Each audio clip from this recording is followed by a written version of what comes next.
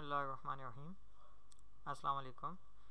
Dear students of Introduction to Computer Programming using C++. आज के topic को start करने से पहले मैं आपको थोड़ा सा कल के टॉपिक से रिलेटेड कुछ चीज़ें आप लोगों को बता दूं। एज़ यूजुअल जिस तरह मैं हर बार अपने लेक्चर के स्टार्ट में प्रीवियस लेक्चर को थोड़ा सा उसका ओवरव्यू देता हूँ, तो आज भी हम प्रीवियस लेक्चर को थोड़ा सा देख लेते हैं कि उसमें हमने क्या क्या किया था। हमने अपने कल के टॉपिक में डेटा टाइप्स को देखा था और ये डेटा टाइप्स बड़ी इम्पॉर्टेंट हैं इस हवाले से कि जब भी हम अपना कोई वेरिएबल बनाते हैं तो वेरिएबल बनाने के लिए हमें अपनी डेटा टाइप मेंशन करनी पड़ती है, बताना पड़ता है कि ये हम जो वेरिएबल बना रहे हैं ये वेरिएबल किस टाइप का है। तो हमारे पास डेटा टाइप्स डिफरेंट टाइप्स की हैं जो हमें C++ प्रोवाइड करता है अपना वेरिएबल डिक्लेयर करने के लिए, जिनको प्रिमिटिव डेटा टाइप्स कहते हैं, जो प्री डिफाइंड होती हैं, बनी बनाई हैं, बिल्ट इन डेटा टाइप्स हैं और इनको प्रिमिटिव डेटा टाइप्स कहा जाता है। बट इनकी जो बेसिक डेटा टाइप्स हैं हमारे पास वो तीन हैं, डैट इज़ इंट, फ्लोट और कैरेक्टर, जिसको 4 कीवर्ड से हम लोग लिखते हैं। इंटीजर के लिए इंट का कीवर्ड यूज़ होता है, फ्लोट या फ्लोटिंग पॉइंट डेटा टाइप के लिए हम फ्लोट का कीवर्ड यूज़ करते हैं और कैरेक्टर डेटा टाइप के लिए जो है वो हम लोग करेक्ट 4 का कीवर्ड यूज़ करते हैं। ठीक है जी। तो ये हमारी 3 बेसिक डेटा टाइप्स हैं। इन तीनों की अपना साइज़ है। जैसे इंट जो है वो नॉर्मली 2 बाइट्स लेता है, फ्लोट 4 बाइट्स लेता है, करेक्टर 1 बाइट लेता है मेमोरी में जगह। और इसके अलावा हमारे पास इनकी हाईएस्ट और लोवेस्ट डेटा टाइप्स हैं, यानी रेंज के हिसाब से या उनके साइज़ के हिसाब से हमारे पास डिफरेंट टाइप्स हैं। जैसे लेट्स सपोज हमारा जो सिंपल इंट है, शॉर्ट इंट है, और उसका साइज़ -32,768 से प्लस 32,767 तक है। यानी इसका मतलब ये कि हम लोग -32,768 से लेके प्लस 32,767 तक की वैल्यू एक वेरिएबल को दे सकते हैं अगर उसकी डेटा टाइप जो है वो शॉर्ट इंट है। इसी तरह हमारे पास जो है वो अगर बात करते हैं हम अनसाइंड की, तो अनसाइंड मेमोरी में जगह 2 बाइट्स ही लेता है, लेकिन उसका जो साइज़ है, उसका जो रेंज है वैल्यू ऑक्युपाई करने की, यानी वो जितनी वैल्यू स्टोर कर सकता है वो 32,000 से ज़्यादा है। और ये स्टार्ट होती है 0 से 65,535 तक। और उसकी वजह ये कि ये 0 से शुरू होता है और 0 से स्टार्ट होने का मतलब ये कि इसमें नेगेटिव वैल्यूज़ नहीं आती, ये सिर्फ पॉजिटिव वैल्यूज़ के लिए यूज़ होता है। तो हम किसी भी वेरिएबल को किसी भी डेटा टाइप के हिसाब से जो है वो उसको डिक्लेयर कर सकते हैं। तो बहरहाल मैंने नीचे कुछ एग्जांपल्स भी आप लोगों को यहाँ पे दी हुई हैं कि लेट्स सपोज अगर आप लोगों ने एक वेरिएबल ए है उसका नाम और इंटीजर उसको डिक्लेयर करना है तो उसको किस तरह से करेंगे। इसी तरह बूल डेटा टाइप के बारे में बताया था जो यस या नो को स्टोर करता है और ट्रू फॉल्स के लिए यूज़ होता है, यस नो के लिए यूज़ होता है। तो उसकी डेटा टाइप जो है वेरिएबल की उसके लिए हमें बूल लेनी पड़ती है। इसी तरह लॉन्ग, इसी तरह अनसाइंड इंट और इसी तरह बाकी डेटा टाइप्स जो भी हैं वो हमारी यहाँ पे मौजूद हैं और उनको हम लोग इस तरीके से वेरिएबल के साथ डिक्लेयर करवाने के लिए यूज़ करते हैं। तो बहरहाल ये हमारी कुछ चीज़ें थी जिनको हमने पहले भी देखा हुआ है और डिस्कस किया था। आज हम थोड़ा सा इससे आगे की बात करते हैं, नेक्स्ट चीज़ की तरफ आते हैं। उसका नाम है आउटपुट स्टेटमेंट्स। तो आउटपुट स्टेटमेंट्स जैसे कि उसके नाम से पता चल रहा है कि all those statements that are used to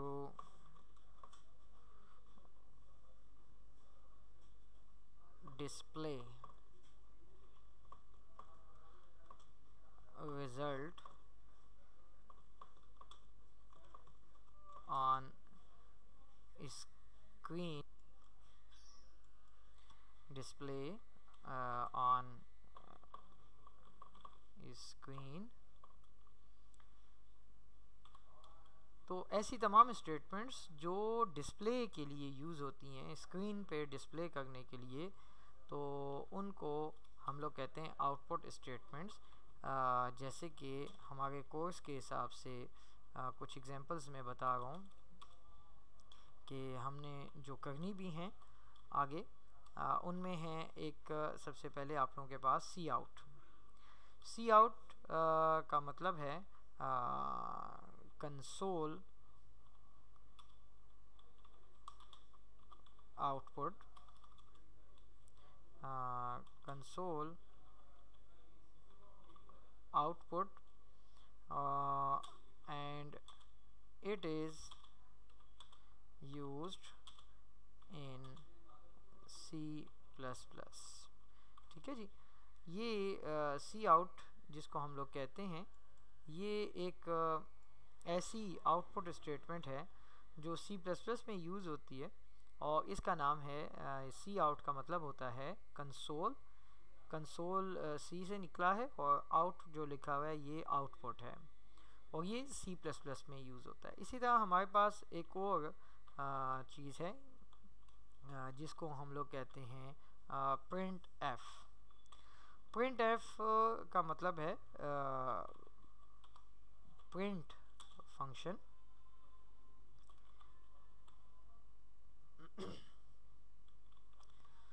और and it is used in C language. ठीक है जी, सी लैंग्वेज में ये यूज़ करते हैं हम लोग और इसको हम लोग कहते हैं प्रिंट फंक्शन। C++ में सी आउट होता है और हमारी जो सी लैंग्वेज है उसके अंदर हम लोग यूज़ करते हैं प्रिंट एफ फंक्शन। इसके अलावा एक और चीज़ है, सी लैंग्वेज और C++ दोनों में यूज़ किया जाता है। इसका मतलब है पुट ch इसका नाम है और इसका मतलब है पुट करेक्टर। ठीक है जी, तो ये पुट ch भी हम आगे यूज़ करेंगे और ये पुट करेक्टर के लिए यूज़ होता है। पुट करेक्टर का मतलब होता है किसी करेक्टर को डिस्प्ले करने के लिए। ठीक है, चूँकि इसके साथ ch लगा हुआ है तो ये सिर्फ करेक्टर के आउटपुट के लिए यूज़ होता है। Put character which is used to display only character। ठीक है, ये प्रिंट एफ में और सी आउट में ये खूबी है कि ये किसी भी तरह की वैल्यू को, किसी भी तरह की चीज़ को डिस्प्ले करने के लिए यूज़ होता है। और जबकि पुट ch जो है ये एक सिंगल करेक्टर को डिस्प्ले करने के लिए यूज़ होता है। इसी तरह हमारे पास एक और चीज़ है, एक और फंक्शन है जिसका नाम है पुट char। पुट char का मतलब भी पुट करेक्टर है और ये भी यूज़ होता है to display only character, but ये एक से ज़्यादा करेक्टर्स को भी डिस्प्ले करता है। सो इन दोनों का काम पुट ch और पुट char का सिर्फ करेक्टर तक है, इसके अलावा किसी और चीज़ को ये डिस्प्ले नहीं कर सकता। बट सी आउट और प्रिंट एफ फंक्शन में ये खूबी है कि वो आप लोगों के किसी भी तरह के आउटपुट को या किसी भी तरह के वैल्यू को, चाहे वो इंटीजर है, फ्लोट है, कैरेक्टर है, स्ट्रिंग है, तो किसी भी तरह की चीज़ को डिस्प्ले कर सकता है सी आउट और प्रिंट एफ फंक्शन। लेकिन सी आउट जो है वो सी प्लस प्लस के लिए है और प्रिंट एफ जो है वो सी लैंग्वेज के लिए है। पुट सी एच और put C H A R ये सिर्फ कैरेक्टर डिस्प्ले के लिए यूज़ किया जाता है। तो ये हमारी कुछ आउटपुट स्टेटमेंट्स थी। इनके अलावा भी कुछ और हैं, बट यहाँ पे मैं आप लोगों को सिर्फ इन 4 के बारे में बता रहा हूँ, क्योंकि इन 4 में भी जो पहली 2 हैं सी आउट और प्रिंट एफ फंक्शन, ये ज़्यादातर हमने यूज़ करना है और हमारे कोर्स में यही आउटपुट की स्टेटमेंट्स हैं, यानी जिनके ज़रिए हम लोग कोई डिस्प्ले लेते हैं या कोई रिज़ल्ट अपनी स्क्रीन पर डिस्प्ले करवाना चाहें तो करवा सकते हैं। तो एक सी आउट है, एक प्रिंट एफ है, एक पुट सी एच और एक put C H A R. उसके बाद नेक्स्ट जाते हैं हमारी इनपुट स्टेटमेंट्स की तरफ, और इनको भी थोड़ा सा देख लेते हैं। मैं उनको भी बता दूं कि इनपुट स्टेटमेंट्स क्या होती हैं। तो all those statements that are used to take, ठीक है, that are used to input या टेक डेटा फ्रॉम यूज़र, ठीक है। All those statement that are used to take data from user, यानी यूज़र से जब कोई डेटा आप लोगों ने लेना होता है तो उसके लिए आप लोग यूज़ करते हो इनपुट स्टेटमेंट्स को, ठीक है जी। और इनपुट स्टेटमेंट्स हमारे पास कौन कौन सी हैं? तो सबसे पहली है हमारे पास सी इन, ठीक है जी। सी इन स्टेटमेंट, इसका मतलब क्या है? सी इन का कंसोल इनपुट, ठीक है जी, console input, and it is used in C plus plus, ठीक है जी। ये सिर्फ सी प्लस प्लस लैंग्वेज में यूज़ होती है और इसको कहते हैं सी इन, ठीक है। सी इन के ज़रिए हम लोग इनपुट करवाते हैं सी प्लस प्लस में। इसी तरह दूसरी चीज़ है हमारे पास स्कैन एफ। स्कैन एफ का मतलब है scan function, scan function. Scan कहते हैं किसी जगह से किसी से कोई चीज़ कैप्चर करना, उठाना। जैसे हम अक्सर लफ्ज़ इस्तेमाल करते हैं आईसीटी में, आप लोगों ने यूज़ किया देखा होगा स्कैनर। तो स्कैनर जो है वो क्या करता है? स्कैनिंग करता है, कैप्चरिंग करता है, कोई चीज़ उठाता है, लेता है। तो स्कैन एफ जो का मतलब क्या है? Scan function, and it is used in C language, ठीक है जी। ये किस कहाँ पे यूज़ होता है? सी लैंग्वेज में यूज़ होता है। यानी जिस तरह सी प्लस प्लस में सी इन है, इसी तरह स्कैन एफ जो है वो सी लैंग्वेज के लिए यूज़ होता है, डेटा को इनपुट करने के लिए, डेटा को लेने के लिए। इसी तरह हमारे पास एक और चीज़ है जिसका नाम है get C H. Get C H का क्या मतलब होता है? इट मीन्स गेट कैरेक्टर, ठीक है, गेट कैरेक्टर। और ये क्या करता है? Get character use to getting a single character. एक कैरेक्टर को जब हमने लेना होता है तो हम लोग गेट सी एच को यूज़ करते हैं, ठीक है जी। इसी तरह मैं ये पहले 5th नंबर की तरफ चला जाता हूँ, क्योंकि ये इसी से मिलता जुलता है। और गेट सी एच जो है गेट सी एच ई की तरह, गेट सी एच की तरह गेट सी एच ई भी आप लोगों का सेम यही काम करता है, बिल्कुल इसी तरह काम करता है जैसे आप लोगों का गेट सी एच काम करता है। दोनों में फ़र्क क्या है? दोनों में फ़र्क यह है कि गेट सी एच ई जो है, अगर इससे आप लोग कोई कैरेक्टर स्क्रीन पे कीबोर्ड के ज़रिए उसको दोगे तो वो शो भी करेगा गेट सी एच ई में, ठीक है। और गेट सी एच जो है वो शो नहीं करेगा, इसीलिए गेट सी एच ई का मतलब जो है वो थोड़ा सा मैं मज़ीद क्लियर कर दूं कि गेट करेक्टर विद इकोइंग, ठीक है जी, विद इकोइंग।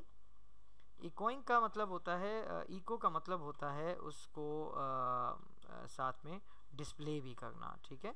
ये साथ में उसको इको भी करता है, उसकी डिस्प्लेइंग भी करता है। तो गेट करेक्टर विद इकोइंग, और यही वाली बात जो है अगर यहाँ पे हम देख लें तो इसका मतलब है गेट करेक्टर और विदाउट इकोइंग, ठीक है। विदाउट इकोइंग मतलब कि हम जब करेक्टर देते हैं, ये जब हमसे मांगेगा करेक्टर तो वही करेक्टर लेगा लेकिन करेक्टर को डिस्प्ले नहीं करेगा, जबकि get C H E character लेगा और डिस्प्ले भी करेगा, ठीक है जी।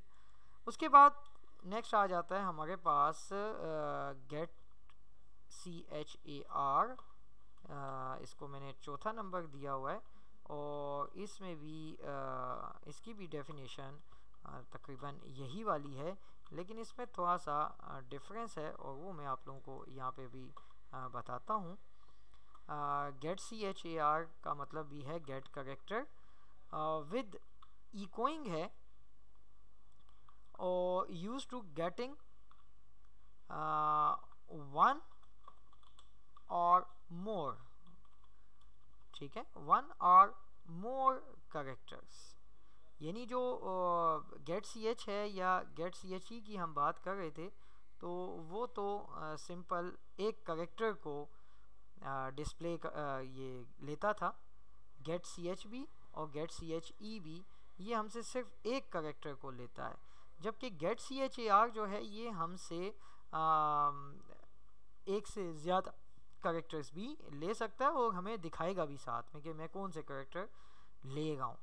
तो ये करेक्टर हमसे एक या एक से ज़्यादा ले सकता है और लेता है, और ये कब तक लेता रहेगा, टिल जब तक हम लोग एंटर का बटन प्रेस नहीं करते। जब तक हम एंटर का बटन प्रेस नहीं करेंगे आप लोगों का get C H A R हमसे करेक्टर लेता रहेगा, ठीक है ना। जब एंटर का बटन प्रेस करेंगे तो ये उस वक्त करेक्टर्स लेना रुकेगा इसका, ठीक है। और गेट सी एच और गेट सी एच ई जो हैं ये दोनों एक एक करेक्टर लेते हैं, लेकिन गेट सी एच एक करेक्टर लेता है और दिखाता नहीं, गेट सी एच ई एक करेक्टर लेता है और दिखाता भी है, ठीक है जी। तो ये हमारे जो हैं क्या हैं, इनपुट स्टेटमेंट्स हैं, या हम कह सकते हैं कि इनपुट फंक्शंस हैं, या ये वो चीज़ें हैं जिनके ज़रिए हम लोग इनपुट लेते हैं, ठीक है। तो हम लोग कह सकते हैं कि ये हमारे इनपुट फंक्शंस भी हैं। अगर मैं इनको स्टेटमेंट की बजाय इसका नाम इनपुट फंक्शन रख दूं, ठीक है, तो ज़्यादा बेहतर होगा, क्योंकि इसमें यूज़ होने के लिए जो चीज़ें हैं वो ज़्यादातर फंक्शन ही हैं, ठीक है ना। तो इसलिए हम इनको कह सकते हैं कि ये क्या हैं, ये हमारे इनपुट और आउटपुट फंक्शंस हैं, ठीक हो गया। तो ये वो फंक्शंस हैं या स्टेटमेंट्स हैं या वो चीज़ें हैं जिनके ज़रिए हम लोग यूज़र से इनपुट लेते हैं या यूज़र को आउटपुट देते हैं, ठीक है। और कुछ चीज़ें जो हैं वो स्पेसिफिक हैं, जैसे सी आउट जो है वो सी प्लस प्लस के लिए ही है, प्रिंट एफ जो है वो सिर्फ सी लैंग्वेज के लिए ही है, इसी तरह सी इन जो है वो सी प्लस प्लस के लिए ही है, और स्कैन एफ सिर्फ सी लैंग्वेज के लिए ही इस्तेमाल होता है। तो बहरहाल ये हमारे इनपुट और जो है वो आउटपुट फंक्शंस से जिनके ज़रिए हम कंप्यूटर को कोई इनपुट देते हैं या आउटपुट देते हैं, ठीक है जी। तो हमारा आज का टॉपिक यहीं पे ख़त्म होता है। इंशाल्लाह नेक्स्ट लेक्चर में हम लोग नेक्स्ट टॉपिक के साथ स्टार्ट करेंगे। आज के लिए हमारा जो काम था वो यहीं पे वाइंड अप होता है। थैंक यू जी, अल्लाह हाफिज़।